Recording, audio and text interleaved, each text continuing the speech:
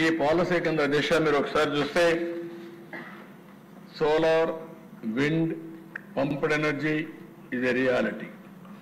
ఆంధ్రప్రదేశ్ కొన్ని అడ్వాంటేజెస్ ఉన్నాయి. దీనివల్ల గ్రీన్ ఎనర్జీ హబ్గా తయారైంది.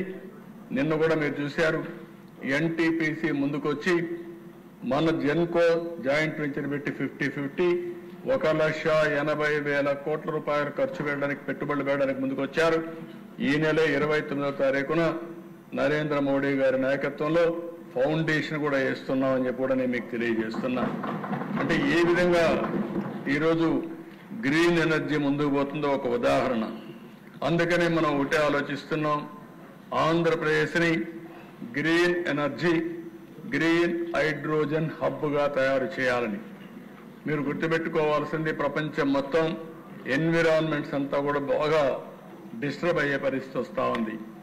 ఈరోజు వేడి పెరిగే పరిస్థితి వస్తూ ఉంది. వాతావరణ మార్పులు మనకే కనపడుస్తున్నాయి. వర్షాలు సకాలంలో పడడం లేదు. పడితే మనం చూస్తే క్లౌడ్ బరస్ట్లు అవుతున్నాయి. ఒకే దిక్కడ పడిపోతున్నాయి. 40-50 సెంటీమీటర్లు రెయిన్ఫాల్ పడే పరిస్థితి వస్తూ ఉంది. ఇవన్నీ కూడా బ్యాలెన్స్ చేయాలంటే రాబోయే రోజుల్లో గ్రీన్ ఎనర్జీ చాలా ముఖ్యం. గ్రీన్ ఎనర్జీ కారిడార్స్ కూడా వస్తున్నాయి. దిశ డెడికేటెడ్ లైన్స్, ట్రాన్స్మిషన్ లైన్స్ వచ్చే పరిస్థితి వస్తూ ఉంది. ఇవన్నీ ఉపయోగించి నేను డెమోక్రటైజేషన్ ఆఫ్ పవర్ జనరేషన్ అంటున్నా. ఎవరు కావాలంటే కరెంటు వాళ్లే ఉత్పత్తి చేసుకోవచ్చు. వాళ్ళ ఇంటి మీద, పొలం దగ్గర, ఇంటి పక్కన భూమి ఉంటే అక్కడ కానీ ఉపయోగించుకొని వాళ్ళు కరెంట్ ఎంత కావాలంటే వాడుకోవచ్చు. మిగిలిన కరెంటు గ్రిడ్కి ఇవ్వచ్చు. వాళ్ళకు అవసరమైనట్టు మళ్ళా తీసుకోవచ్చు. లేకుంటే వాళ్లే బ్యాటరీ పెట్టుకుని దాన్ని ఛార్జ్ చేసుకొని వాళ్లే పోవచ్చు. ఇంటి దగ్గరనే మీ స్కూటర్ కానీ, కారు కానీ, ట్రాక్టర్ కానీ, ఆటో కానీ మీరు ఛార్జ్ చేసుకునే ఫెసిలిటీ వస్తుంది. ట్రాన్స్పోర్టేషన్ అంతా మారుతుంది. ఇంకో పక్కన మీరు ఒకసారి చూస్తే ఇందులో కూడా దిశ బయోఫ్యూయల్స్ వస్తున్నాయి. ఇలాంటి వినూత్నమైన కార్యక్రమాలు ఒకటి కాదు, చాలా వరకు మనం చూస్తూ ఉంటే ఈ గ్రీన్ ఇన్నోవేషన్లో చాలా పెద్ద ఎత్తున ముందుకు పోతున్నాం. ఈ పవర్లోనే చాలా మార్పులు వస్తాయి మీకు. ఇంత మునుపు మనం వాడేదంతా కూడా పెట్రోల్, డీజిల్ వాడాం. ఇప్పుడంతా ఎలక్ట్రికల్ వెహికల్స్ వచ్చేస్తున్నాయి. ఒకప్పుడు థర్మల్తోనే కరెంట్ వచ్చేది, హైడల్తో కరెంట్ వచ్చేది. ఇప్పుడు అనేక విధాలుగా గ్రీన్ ఎనర్జీ ఉత్పత్తి చేసుకునే పరిస్థితికి వెళ్తున్నాం. దీన్ని అందరూ కానీ మనం కానీ ప్రమోట్ చేయగలిగితే ఆంధ్రప్రదేశ్ రాష్ట్రం గ్రీన్ ఎనర్జీ హబ్గా, గ్రీన్ హైడ్రోజన్ హబ్గా తయారవుతుంది. నేను ఆలోచించే విధానం కాస్ట్ తగ్గించాలి అనే ఉద్దేశంతో ముందుకు పోతున్నాం. ఏ విధంగా కరెంటు వాడినా, లేకుంటే డీజిల్ వాడినా, పెట్రోల్ వాడినా ఎంత ఎఫెక్టివ్గా కాస్ట్ తగ్గుతూ వాడతామో అది వర్కౌట్ చేస్తున్నాం. స్వచ్ఛ ఆంధ్రప్రదేశ్, స్వచ్ఛ భారత్లో భాగంగా ఈ స్వచ్ఛ ఆంధ్రప్రదేశ్ని మనం ప్రమోట్ చేస్తున్నాం. ఇది మీ గ్రామాల్లో మీరు చూస్తున్నారు. ఒకప్పుడు ఆడబిడ్డలు మరుగుదొడ్డికి పోవాలంటే మరుగుదొడ్లు లేకుండా తెల్లవారితో నిద్రలేసి ఎవరూ లేనప్పుడు రోడ్డు పక్కన మరుగుదొడ్డికి పోయే పరిస్థితి. ఎవరన్నా వాహనాల్లో వచ్చి లైట్లు వేస్తే అవమానంగా ఫీల్ అయ్యే పరిస్థితి. ఆ రోజు నేను ఆలోచించా, ఆడబిడ్డల ఆత్మ గౌరవాన్ని పెంచాలనే ఉద్దేశంతోనే ఆడబిడ్డల ఆత్మ గౌరవం పేరుతో ప్రతి ఒక్క ఇంటికి మరుగుదొడ్డిచ్చాం. ఆ తర్వాత స్వచ్ఛ భారత్ రిపోర్టు కూడా నేనే ఇచ్చాను. దగ్గర 15 మంది ముఖ్యమంత్రులతో ఆ రోజు రాసి ఇచ్చాం.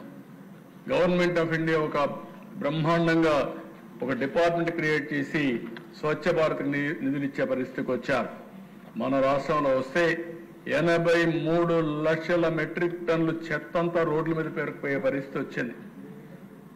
అది క్లీన్ చేయాల్సిన అవసరం ఉంది. వేస్ట్ ఎనర్జీ ప్లాంట్లు పెట్టాం, అవన్నీ నిలిపేసే పరిస్థితికి వచ్చారు. ఒక 2 పని చేస్తున్నాయి. ఇంకో పక్క ఊర్లలో మీరు చూస్తే మీకు ఎక్కడ పైన కనపడుస్తూ ఉంటాయి. వేస్ట్ కాంపోస్ట్ షెడ్లు కట్టాం. అక్కడనే రీసైక్లింగ్, కాంపోస్ట్ కన్వర్షన్, దాన్ని మళ్లీ పొలాలకు వాడడం. వాళ్ళు ఆ ఊర్లో ఉపయోగపడకపోతే మార్క్ ఫెడ్ ద్వారా కొని ఎక్కడ కావాలంటే అక్కడ అమ్మే బాధ్యత కూడా వాళ్ళకి అప్పచెప్పాం. ఇవన్నీ చేస్తే ఆ దిశ వ్యవస్థను పూర్తిగా సర్వనాశనం అయిపోయింది. మళ్లీ నేను ఒకటే చెప్తున్నా, స్వచ్ఛ భారత్, స్వచ్ఛ ఆంధ్రప్రదేశ్ మనందరి కళ. రాబోయే రోజు ఒక లెగసీగా తయారు కావాలి. నేను జపాన్కి పోతే ఆ దిశ ఎక్కడ చెత్తే కనపడదు, ఎక్కడ కాగితమే కనపడదు. ఎక్కడన్నా కాగితం కనపడిస్తే ఆ కాగితం తీసుకొని జోబులో పెట్టుకొని ఇంటికి పోయి డస్ట్బిన్లో వేస్తాను. ఆ కల్చర్ రావాలని కోరుకుంటున్నా. అది వస్తే ఈ రాష్ట్రంలో చాలా సమస్యలకు పరిష్కారం వస్తుంది. రెండవది ఆలోచన విధానం కూడా మారాలి. మనం అందరం కూడా తెల్లవారితో నిద్రలేస్తే నిన్న కూడా నేను చెప్పాను అధ్యక్ష, మనం టూరిజం రావాలనుకుంటున్నాం, ఇండస్ట్రీ రావాలనుకుంటున్నాం.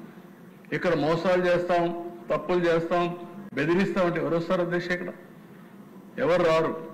అందుకే మన ఆలోచన విధానంలో కూడా మార్పు రావాలి. నీతి నిజాయితీగా ఉండాలి, వర్క్ కల్చర్ ఉండాలి. చెప్పిన పని చేసినట్టే ఉండే పరిస్థితి వస్తేనే ఇవన్నీ సాధ్యమవుతాయి. అందుకే స్వచ్ఛ ఆంధ్రప్రదేశ్ యొక్క దీన్ని మళ్ళా ఒక ఉద్యమ స్ఫూర్తితో తీసుకుపోతాం. నేను కూడా ఒకప్పుడు, ఇప్పుడు కాకుండా సమైక్య ఆంధ్రప్రదేశ్లోనే నెలకొక్క రోజు, ఆ రోజు మీరు చూస్తే క్లీన్ అండ్ గ్రీన్ పెట్టాం. పచ్చదనం పరిశుభ్రం అనే కార్యక్రమం పెట్టి క్యాంపెయిన్ మోడ్లో తీసుకెళ్ళాం. మళ్ళీ అవసరం స్వచ్ఛ ఆంధ్రప్రదేశ్ని ఒక క్యాంపెయిన్ మోడ్లో తీసుకుపోతామని చెప్పి కూడా నేను మీకు తెలియజేస్తున్నాను.